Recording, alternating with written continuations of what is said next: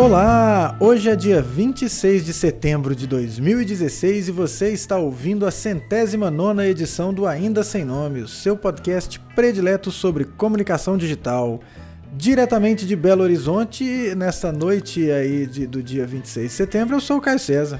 E daqui de São Paulo, na noite do dia 26 de setembro também, porque a gente divide o mesmo tempo e espaço, exceto nas gravações do Audacity, eu sou o Felipe Menha. E aí, Caio, beleza?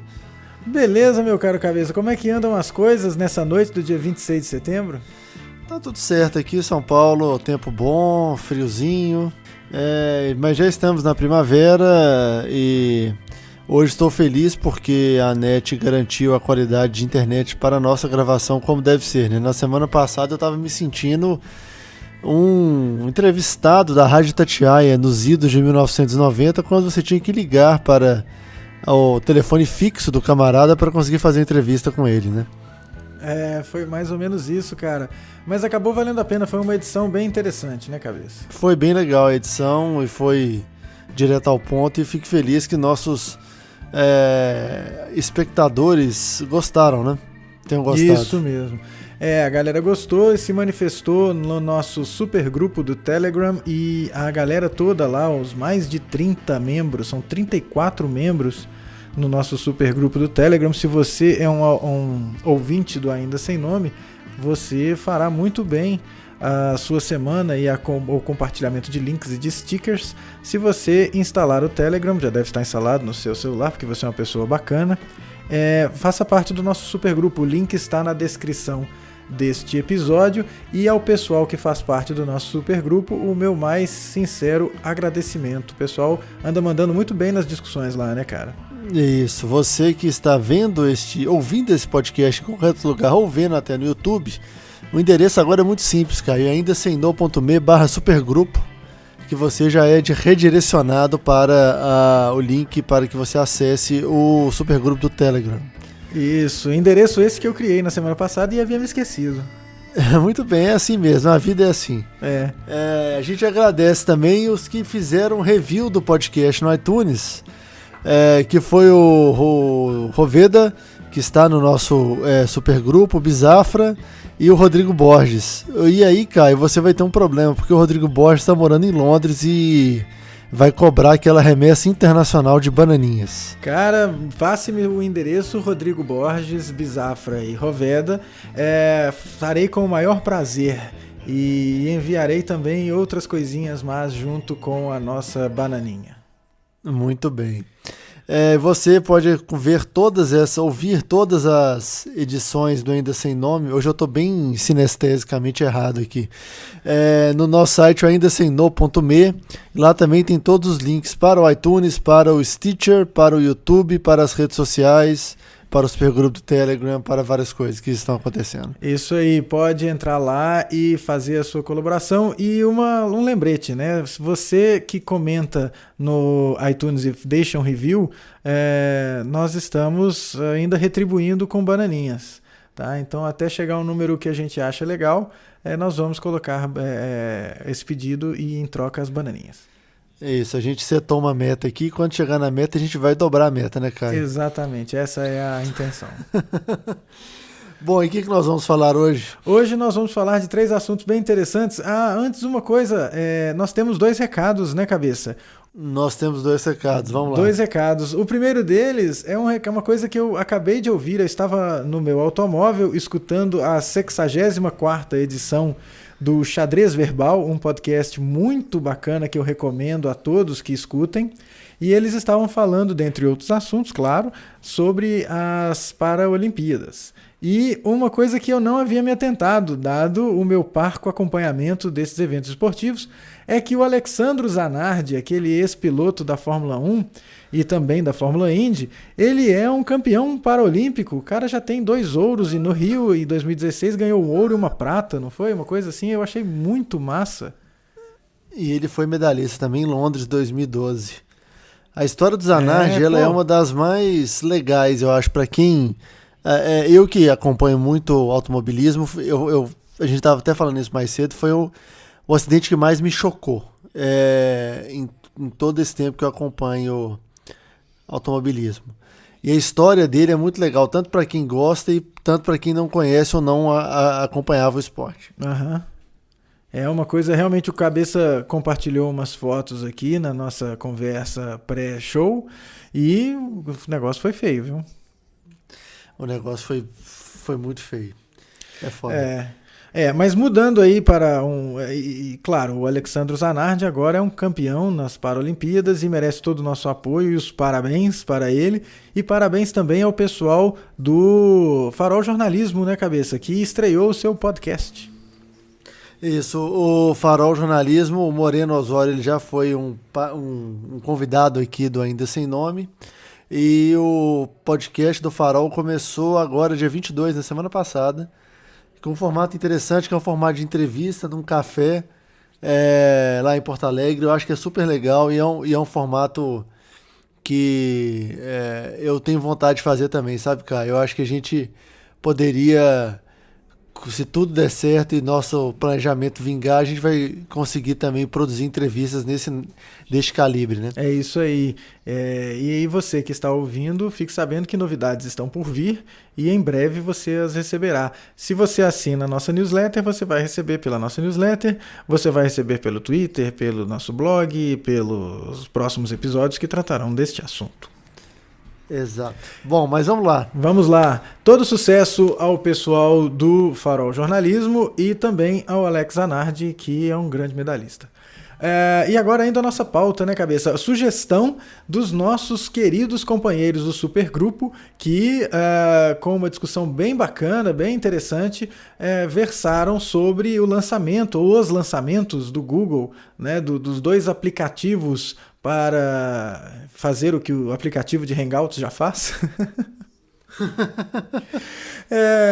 Enfim, o Google, em mais uma postura da mais autêntica manifestação de sua esquizofrenia, lançando um aplicativo para fazer coisas que ele já tem um aplicativo que faz.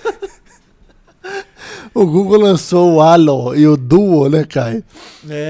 Para simplesmente fazer o que o Hangouts, que um dia já foi chamado de Messenger, né? Se eu não me... Aliás, tinha o Messenger, que era o aplicativo de SMS, que também fazia os Hangouts, que desdobrou, virou Hangouts, agora tem o Halo e o Duo. E aí você fica com 3 aplicativos para fazer basicamente o que um só faz. E eu acho isso mó legal, assim, um verdadeiro teste de rock art para o Google. O Google ouve vozes, sei lá, Google, qual que é do Google, né?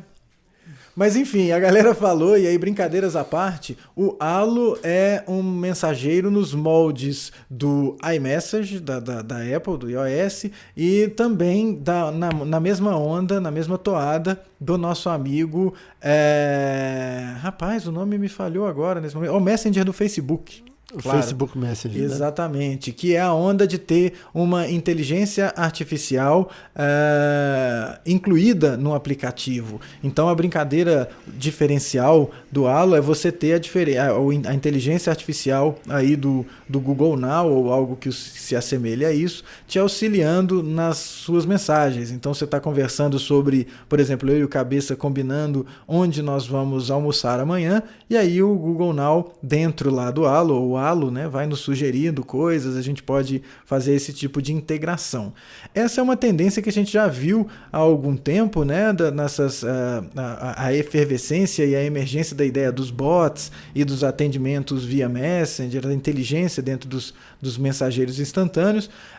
No lançamento do iOS na sua versão 10, o Messenger, o iMessage, né, ele tem isso incluso dentro dele, né? Você pode instalar aplicativos ou adendos dentro do iMessage da Apple, e eu acho que o mesmo está acontecendo agora com o Halo, o que me parece bastante, assim, em tese, interessante, né, Cabeça? Da mesma forma que o Duo, né? Mas aí, Caio, vê uma coisa, a gente estava falando isso antes, assim, meio que chega atrasado, meio que é um negócio só para dizer que tem, porque... É óbvio, né? Com o Facebook Messenger, com 900 milhões de usuários, você tem aí um mercado que demanda isso. Uhum. Mas já é um negócio que já é praticamente... O jeito que o Facebook fez a introdução do Messenger, ela é quase intrusiva. Ela foi totalmente intrusiva. Era tipo assim, ou você instala ou você não conversa com as pessoas. Uhum. Ok, conseguiram 900 milhões de usuários. Eu até assinava recentemente o bot da CNN no Google, no Facebook Messenger. Então, assim, é óbvio que é para suprir uma demanda ou pegar uma fatia de um mercado que já existe. É um imperativo estratégico, como diz uma matéria do The Verge, que estará devidamente linkada nas notas desse episódio. Isso, o problema é que a mesma matéria fala que, o próprio título, né, fala que o app é um grande passo para trás. Então fica aquele negócio que a gente conhece e odeia do Google, que parece que são duas empresas, né? Uma que consegue fazer produtos super legais e altamente confiáveis e que vão, em tese, durar para sempre, o Gmail, o Android, etc.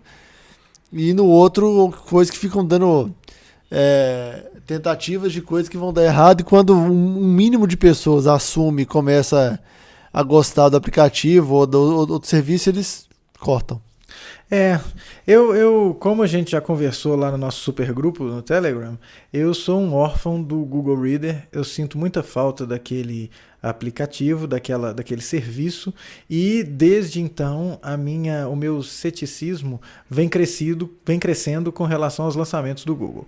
Então é complicado esse cenário em que ele entra, né, cara? Que é assim, você já tem o Messenger com quase 900 milhões de usuários, ou mais do que 900 milhões, e aí aquele negócio, você tem muito prejuízo para correr atrás, né?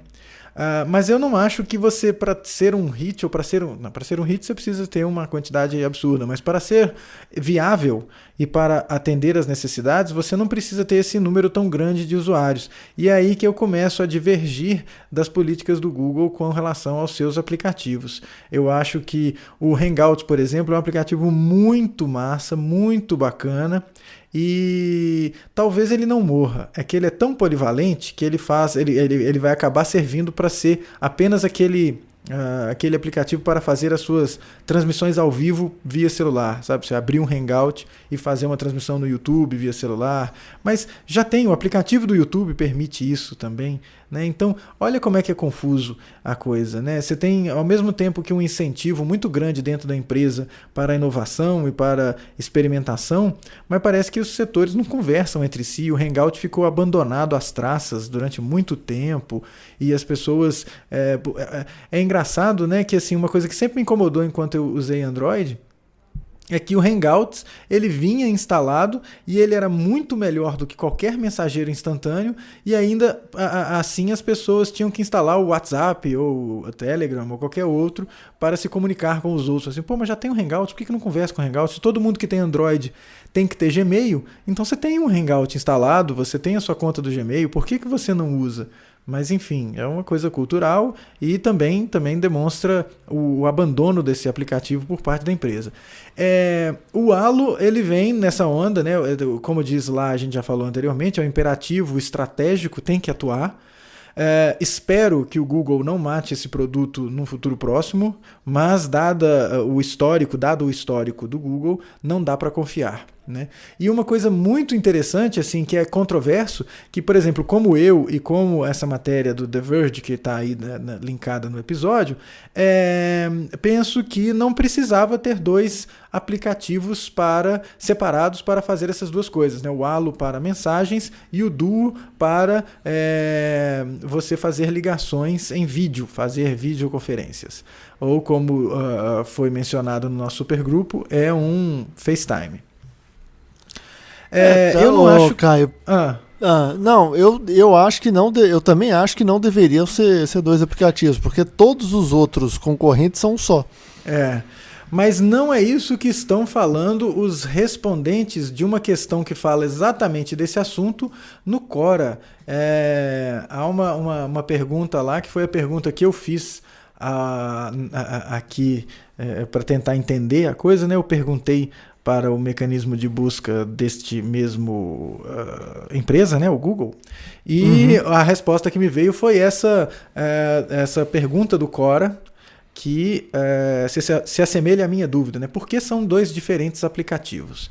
E aí alguns desenvolvedores respondendo, falando que é uma questão de performance, que é uma questão de foco numa função em que o aplicativo vai ser melhor, que é uma aposta dupla, então vamos ver se há o risco de um não pegar e o outro pegar, então o que não pega a gente abandona.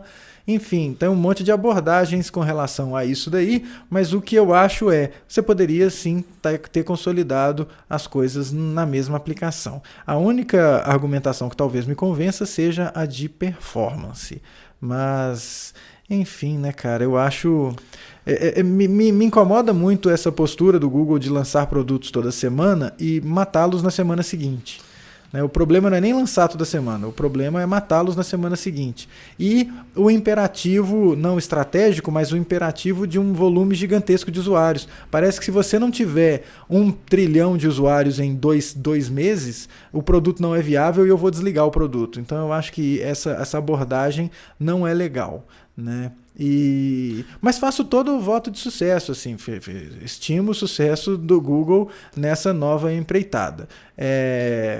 Enquanto existir outra opção, eu permanecerei com essa outra opção. Essa é uma coisa. Apenas isso. Uma das respostas bastante curiosas que eu vi no Quora aqui é o cara falando que os dois aplicativos servem para funções diferentes e por isso eles têm que ser aplicativos diferentes. Se o Google tivesse combinado os dois aplicativos, esse cara disse, os usuários perderiam mais tempo navegando através dele para achar a função que eles desejam. Isso iria piorar a experiência do usuário e fazer o aplicativo ser mais difícil de usar. Isso é uma afirmativa quando você tem uma experiência do usuário mal feita, né? E uma arquitetura mal feita do seu aplicativo, eu diria. Porque, sei lá, o Facebook tem várias funções, tem um Messenger e tem a rede social dentro dele, eu consigo saber exatamente onde eu acesso cada um, entendeu? Então, assim, eu tenho certeza que o cara que for baixar o Duo, ele vai falar, putz, mas eu vou ter que baixar um Allo para fazer o que eu quero fazer? Por que não fizeram os dois juntos? Aí o Google junta os dois, sabe? Aí depois separa de novo. Aí vai lançar o Alluo daqui a pouco. Uma separação de aplicativo que eu vi que foi bem feita, causou confusão, mas eu acho que foi bem feita e bem justificada no final das contas, foi quando o Foursquare criou o Swarm para deixar os check-ins do Swarm e o Foursquare como um compêndio de lugares para você fazer um review, entendeu? Que nesse ponto eu acho que talvez seja uma estratégia do Foursquare competir com o Yelp, por exemplo, para você fazer review de restaurante, bar, etc e tal. Isso aí vale, hein, cabeça, uma coisa muito legal, lembrando que o tema do nosso podcast é comunicação digital, que as pessoas não se esqueçam dessas plataformas, especialmente que se você estiver cuidando da comunicação de um estabelecimento comercial, um restaurante, um bar e tal, ou um lugar, um local de eventos, eu acho que investir nesse tipo de plataforma é bem legal, porque embora eu só me lembre que elas existam quando eu recebo um e-mail, tipo, hoje alguém quis se conectar a mim pelo Swarm. E aí eu lembrei, olha, existe o Swarm, né? Diferentemente de mim, que só se lembra dessa plataforma quando um e-mail chega, tem uma galera que utiliza ativamente e que inclusive prefere o Foursquare e olhar as dicas das pessoas no Foursquare a olhar no Yelp, que não pegou 100% no Brasil, e ao TripAdvisor, por exemplo, né? Sim, mas aí tem uma coisa muito interessante que eu já devo ter falado por aqui, que eu tô lendo o livro do Questlove, Something to Food About, onde ele entrevista chefs nos Estados Unidos sobre processo criativo e tal. Uma pergunta que ele sempre faz no meio da entrevista é o seguinte: ok, hoje a internet deu voz para todo mundo e ele, Questlove, como músico, sofre muito pela questão de ler review de disco, de música, de coisa que ele produziu na internet, e ele percebe que as pessoas são mais raivosas. E se os chefes de cozinha e donos de restaurante têm esse mesmo sentimento quando eles leem reviews no Yelp, por exemplo. E todos são unânimes. Eu acho que um cara só não foi tão expressivo e afirmativo nessa frase, mas todos falam o seguinte, que para eles você passa raiva e você não acrescenta nada. É muito melhor se você foi num restaurante, foi mal atendido, a comida tá ruim, etc., você falar com o cara, entendeu? Porque todos, no final das contas, assim, todos têm a convicção de que restaurantes são um lugar para você encontrar as pessoas, o chefe se expressa através da comida. Então, se o cara não receber essa expressão, voltar para casa e fazer um review raivoso, não adianta nada e não resolve o problema.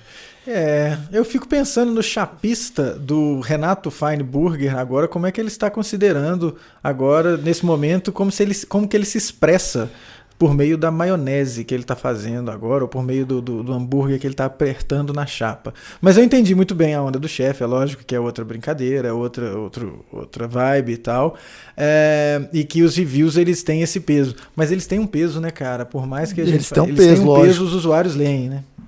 Claro, não, isso aí... o Foursquare hoje ele tem, especialmente em cidades ou bairros aqui em São Paulo que eu não frequento, ele tem um peso considerável para eu poder saber se eu vou almoçar ou não no lugar. Então, é lógico que ele vai ter um peso, e querendo ou não, gostando ou não, você vai ter que lidar com isso. Você não é um frequentador da Vila Madalena, Cabeça? Não, eu sou, já frequentei, na verdade... Perceba que eu chutei certeiramente aí, né? Não, é porque, primeiro que a Vila Madalena é vizinha aqui, meu bairro vizinho, Pinheiros estendido para mim.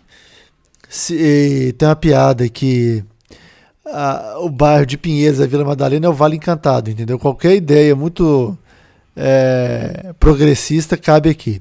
Mas o fato eu frequentei muito frequento inclusive dois bares da Vila Madalena, e desses dois bares somente, que é o São Cristóvão e a Mercearia. A Mercearia, para mim, é o bar que mais se assemelha a qualquer bar de Belo Horizonte aqui em São Paulo.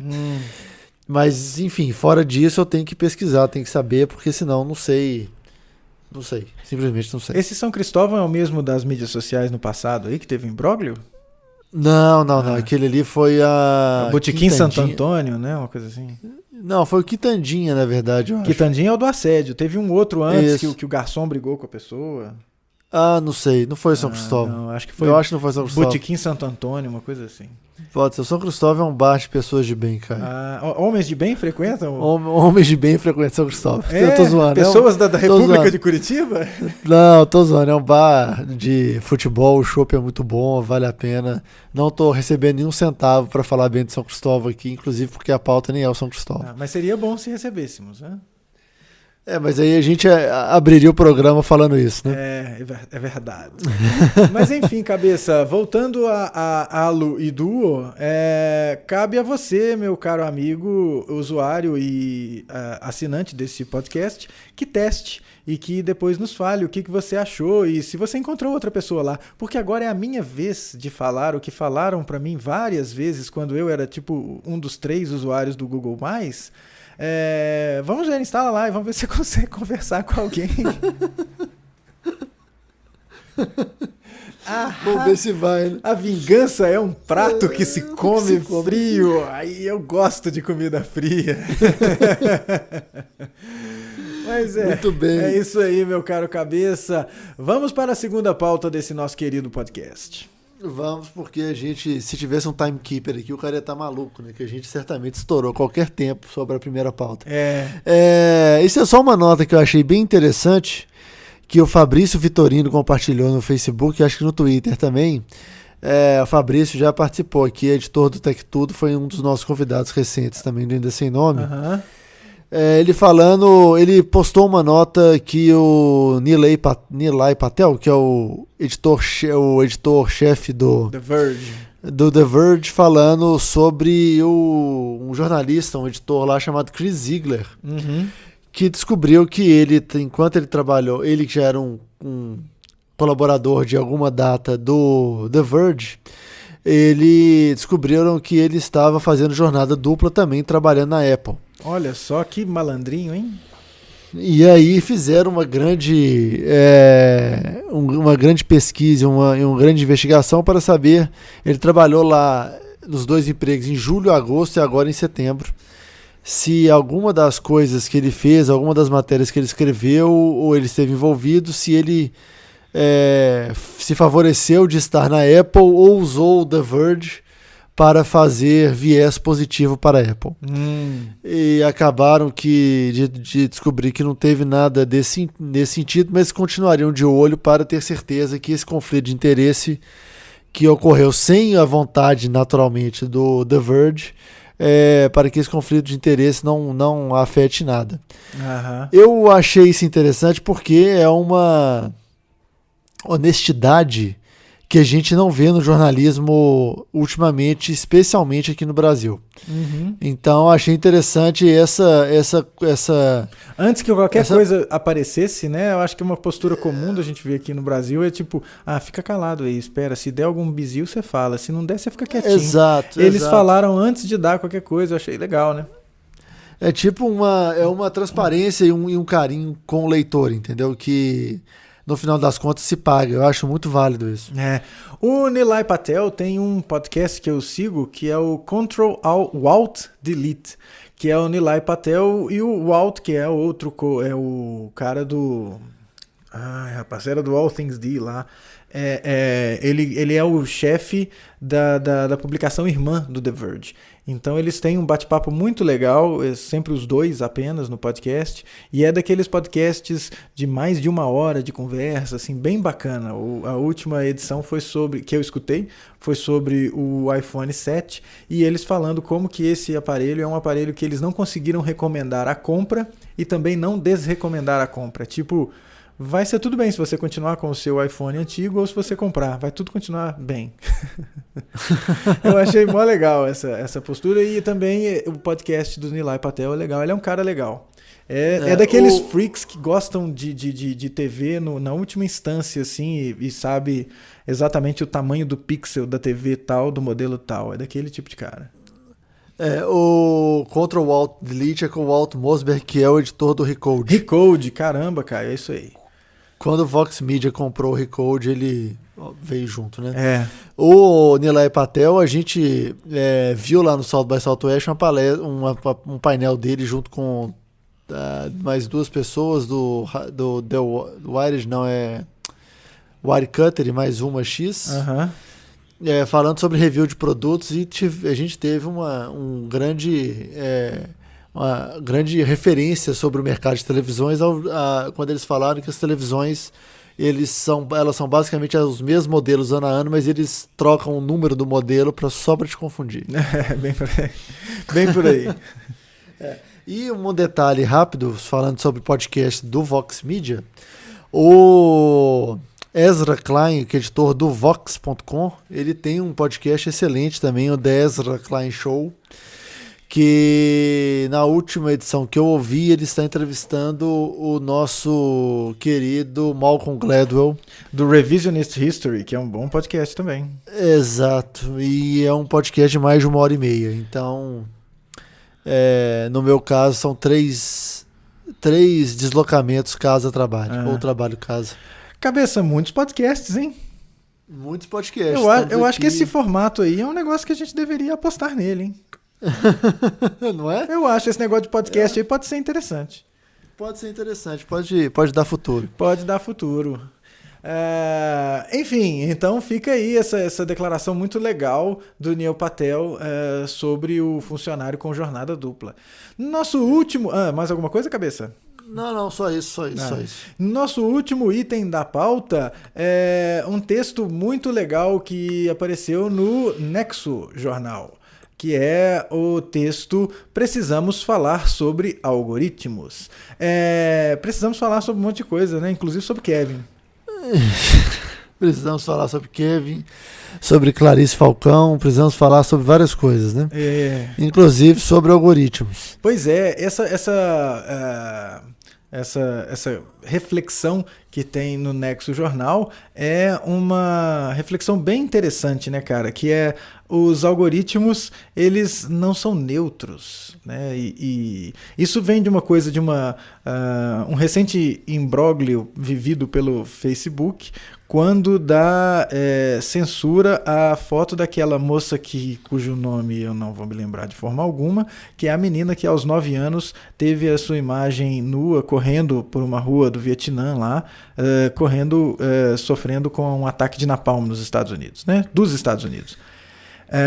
E essa foto havia sido censurada pelo Facebook quando uma publicação, se eu não me engano, dinamarquesa. Dinamarquesa. Teve uma briga grande dos veículos nórdicos com o Facebook.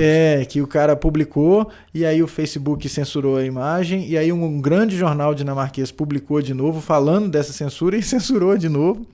E aí colocaram a culpa no algoritmo, né? E é muito interessante isso, e eu também me lembrei desse episódio escutando, olha só, cabeça, um podcast. Uau. Um podcast On The Media, da WNYC. Muito bom. Que é muito bom. E esse assunto foi tratado lá quando a responsabilidade foi jogada nas costas das máquinas. E as máquinas, elas são reflexos das pessoas que as criaram. Então, elas têm viés. E é isso que está falando um pouco nesse texto do nosso amigo Nexo Jornal, que é uma publicação muito bacana, hein? Ela é uma publicação bacana e também se assemelha ao Vox em certa forma. Eu acho uma boa referência porque eu sou muito fã do Vox. Uhum. Eu acho que na newsletter do Quartz, um link falando que um dos cargos que o Facebook deveria... Primeiro que o Facebook deveria se comportar como uma empresa de mídia, que eles falam que não são. E eu acho que acabam sendo no final das contas. Uhum. E que algumas coisas deveriam ser delegadas e decididas por humanos e não por algoritmos, entendeu? Porque o algoritmo não tem essa sensibilidade histórica. Por exemplo, saber que aquela foto ela é importante. Uhum. E, enfim, outras coisas que são censuradas e afins. E por isso, como o Facebook é uma empresa de mídia, deveria ter um gatekeeper, deveria ter um editor, deveria ter qualquer coisa para fazer essa filtragem. Uhum. Sobre os algoritmos, no outro ponto, é aquele negócio que a gente já conversou algumas vezes e que é a parte triste, que é o que a gente hoje dentro do Facebook ou de qualquer outra rede, a gente é a mercadoria, né, Caio? Nós somos a mercadoria e uma coisa assim que a cada dia que passa se torna mais verdade, né? Aquele vídeo do Michael Welch falando, a máquina somos nós, a máquina está nos usando. A cada clique que a gente dá, a gente está ensinando uma coisa para a máquina, a gente está ensinando para esses algoritmos. Então a gente está só reforçando alguma coisa, e é a história do Big Data, que a gente está fornecendo cada vez mais informação, e isso é uma coisa que compromete a nossa privacidade, mas aí há aqueles que falam que a privacidade não precisaria existir nesse nível que existe. Enfim, é uma área fascinante da gente investigar e da gente ler e da gente se informar, e ao mesmo tempo preocupante, porque os acontecimentos eles não nos dão tempo para refletir sobre eles e esperar os próximos. Então as coisas estão acontecendo num turbilhão e a gente vai vivendo, vai levando, aí fazendo uma analogia futebolística, como o ataque do Corinthians, né, bicho? A bola bate na barriga, a bola bate na coxa, na canela e nós vamos tocando o troço aí, né? Vai, mas aí assim, até vai e vai pra onde? Vai indo e eu pra onde? E acabou o fundo. Exatamente. Então assim, cara, é meio, eu não sei, às vezes a gente fica tentando traçar ou fazer alguma previsão de futuro quando a gente não sabe. Talvez a gente vai depender de algoritmo pra tudo agora? Pois é, cara, o futuro é complicado. A única previsão que dá pra fazer é que você vai pagar imposto e vai morrer em algum momento. E que o Halo ou o Duo, ou os dois, talvez ano que vem não existam. Talvez. Mas, sabe, assim, é um negócio... Imagina... Eu fico pensando assim, quando você dedica tempo... Qualquer extra de informação que você põe no Facebook, você está ajudando alguém a ganhar dinheiro e esse alguém não vai ser você. Não. E provavelmente vai ser só o Mark Zuckerberg. Vai ser só o Mark Zuckerberg. E virou, sabe, assim, agora tudo virou isso, algoritmo. Uhum. Não sei,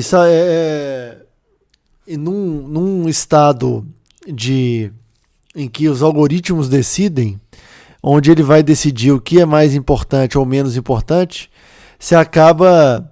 Foi a gente que falou, Caio, elucubrando aqui um pouco, foi a gente que falou em algum momento sobre eleições e algoritmos, que os algoritmos podiam decidir eleições num nível talvez não não presidencial, mas municipal, talvez? Cara, não me lembro disso, mas seria interessante, já pensou? Porque essa questão do algoritmo, ela se você tá falando, por exemplo, de um jornal, ela tem, tipo, tudo a ver, sabe? Aham. O algoritmo pode distribuir uma notícia de um jornal A menos que a do jornal B. Não porque a publicação ou a rede ela é tendenciosa para o B, mas é porque aquela matéria, aos cálculos do algoritmo, ela tem mais entrega do que a outra. Uhum. Não sei se chegamos já a esse ponto, mas eu não me estranharia se isso ocorresse. Não, você não acha que... Bom, aí talvez são números que a gente não tem de engajamento e entrega de, sei lá, Globo, Folha de São Paulo e Estadão no Facebook. O mais próximo que a gente tem é como que o Google News é montado, que é baseado no PageRank, né? Então ele vai olhar o que está sendo linkado nesse momento, o que está sendo buscado, que assuntos estão sendo falados, a autoridade, a experiência do site em questão. Ele joga e faz esse malabarismo aí e monta a página para você. Mas... por exemplo, no Facebook da vida, que se a gente posta 2 links, qual que vai ter mais alcance baseado na entrega, isso seria interessantíssimo ver, né? Porque eu acho que essa coisa é muito mais baseada na característica de quem emitiu e não do link específico. Ou às vezes o link específico é considerado, tanto que de vez em quando você vê lá 3, 4 pessoas compartilhando o mesmo link. E aí você vê que esse tem um peso grande, né? Porque 4 pessoas resolveram compartilhar a mesma referência. Então, faz sentido, né, cara? E é uma coisa de se prestar atenção, porque... e é uma da coisa crítica desse texto do Nexo, eu recomendaria que todos lessem, que é a onda assim, olha... A gente acha que as coisas, porque elas não estão centradas numa pessoa, são algoritmos, são máquinas, que as máquinas elas são imunes e que elas são neutras. E elas não são neutras. A gente tem que refletir sobre isso, que elas não são neutras. Não é que elas têm um viés ou um sentimento, e que esse sentimento... Não, é que elas vão refletir a orientação de quem a programou. Ela tem uma coisa aí, né? A coisa não fica incólume, não passa incólume. E à medida em que ela aprende também, ela também vai se enviesando. É o caso daquela inteligência artificial da Microsoft lá, que virou nazista em 12 horas, né? Eu ia falar, Caio, que felizmente, né, em algum ponto o algoritmo ele representa ou ele vai de acordo com quem o programou. E esse alguém é uma pessoa, porque se isso acontecer de algoritmos programarem algoritmos que vão aprender, a gente vai ter a Skynet aí em tempo recorde. É bem provável. Mas já temos os automóveis, né, cara? Daqui a pouco os automóveis vão cercar na rua e falar assim, entra agora, você tem que entrar aqui. Você vai entrar e obedeça. E é isso mesmo. E a gente vai pra fazenda servir de alimento para alguma coisa. Vai virar Soylent, né? Soylent Green, exatamente. Soylent Green is made of people. É isso aí. E com esse pensamento bem acalantador, né, cabeça? Acho que a gente pode dar boa noite nessa segunda-feira, né? Boa noite, Cinderela, hein? Boa noite, Cinderela. Às 23h23, esse horário é quase cabalístico. A gente encerra essa edição do Ainda Sem Nome num horário um pouco mais tarde para a gravação, mas ainda firmes no comprometimento da terça de manhã, né, Caio? Nova, antes das 11 sai. Antes das 11 sai, com certeza, mas é terça de manhã. Terça de manhã. Nessa segunda, inclusive, que a gente está tendo, que diriam que é o Super Bowl dos debates presidenciais, que Hillary Clinton e Donald Trump estão nesse momento debatendo. E meu WhatsApp diz que o Donald Trump já ganhou no bingo da China, já dizendo a palavra China várias vezes. Ah, é? Eu desejo toda felicidade nos futuros desafios de Donald Trump e também nos de Hillary. E gostaria que esses desafios de ambos não envolvessem a presidência dos Estados Unidos. Mas, enfim. Nesse caso, mas aí é um desejo inútil. E é melhor Hillary do que Donald Trump, né? Isso é claro na minha cabeça. É menos pior. E vamos seguindo, né, cabeça? Numa semana feliz, sem esquecer do nosso habitual Fora Temer. Exatamente. E aí, a última coisa, para terminar esse episódio de maneira misantrópica, a pergunta, Caio, sem pensar, João Leite ou Calil? Nossa, a capivara da Lagoa da Pampulha, velho. Com febre fafitosa. Febre maculosa. Maculosa, isso sabe? aí. Febre tifoide, o que quer que seja, bicho. A morte do inferno, se existisse, de cabeça pra baixo, rodando, comendo pão pisado pelo, sei lá, qualquer um dos dois, que eles são o capeta. Seria melhor, velho. Mas enfim, nós estamos muito mal servidos nas candidaturas à Prefeitura de Belo Horizonte. Eu me sinto desolado. Eu acho que eu vou de Maria da Consolação, mas ainda a verificar. Bom, só para encerrar, eu vou ser rápido aqui porque a gente já estourou o tempo. Mas é curioso esse discurso do Calil, que é o mesmo, por exemplo, do João Dória, que ele fala que ele não é político. Como se você, a partir do momento que você assumir o cargo, você vai ter que ser político e fazer política porque faz parte do jogo e do dia a dia. Como se eles, por exemplo, nunca tivessem feito políticas e negociações e no dia a dia da profissão deles como administradores ou gestores, sabe? Mas é o famoso vamos jogar para o público, né? Exato. Enfim, cara, mas assim, eu não gosto nem de vislumbrar essa possibilidade que você me colocou, não, cara. Eu não sei o que seria pior. Nesse caso aí é difícil mesmo. Tá complexo. Mas vamos levando na cabeça, assim. Vamos lá. Esperança é a última que morre. Exato, é isso aí, Caio. Vamos ser otimista e torcer pelo meteoro. Isso. Bem meteoro. Pelo menos o algoritmo do Spotify foi muito bom comigo essa semana, então eu já tô mais feliz. Eu não uso o Discovery do Spotify e sinto-me muito feliz com isso. Então, pois deveria. É isso aí, Caio. Eu admiro a sua política e a sua boa educação nessa última resposta. Me admira você, mano. Tá vendo a petulância do cavalo aí? É isso aí, galera. A gente se vê semana que vem. Isso, uma ótima semana. Isso aí, boa semana. Valeu, abraço. Falou.